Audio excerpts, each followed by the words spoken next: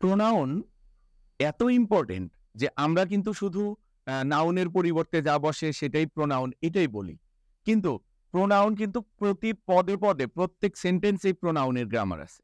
তো দেখো একটা ইম্পর্টেন্ট গ্রামার সেটা হচ্ছে যে ইনফিনিটিভ, ইনফিনিটিভ, জিরান্ড এবং পার্টিসিপল এর পরে অবজেক্ট বসে। তাহলে ইনফিনিটিভ, জিরান্ড এবং পার্টিসিপল। আমরা জানি ইনফিনিটিভ কি? টু যুক্ত ভার্ব। জিরান্ড কি? যার অপর নাম নাউন, মানে ভার্বের সাথে আইএনজি যুক্ত হবে। পার্টিসিপল দুই ভাবে হয়, ভার্বের সাথে আইএনজি দিয়েও হয়, আবার ভার্বের পাস্ট পার্টিসিপল দিয়েও পার্টিসিপল হয়।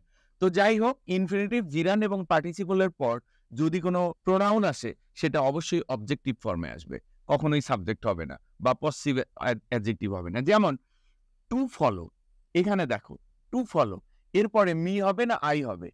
টু ফলো ইনফিনিটিভ, ইনফিনিটিভের পরে কি? অবজেক্ট হবে। আবার আসো টু সি, ইনফিনিটিভ, এরপরে সাবজেক্ট না অবজেক্ট হবে? নিশ্চয়ই অবজেক্ট। আবার দেখো আফটার ড্রপিং সুজানা অ্যান্ড সিনাহার, তো আফটার ড্রপিং, এই যে ড্রপিং এরপরে সুজানা কি হবে? অবজেক্ট। পার্টিসিপল এবং জিরান্ডের পরে কি? অবজেক্ট বসে। তাহলে এটা যদি অবজেক্ট হয়, অ্যান্ডের আগে অবজেক্ট, তাহলে অ্যান্ডের পরেও কি? অবজেক্ট হবে। সেক্ষেত্রে কি? হার।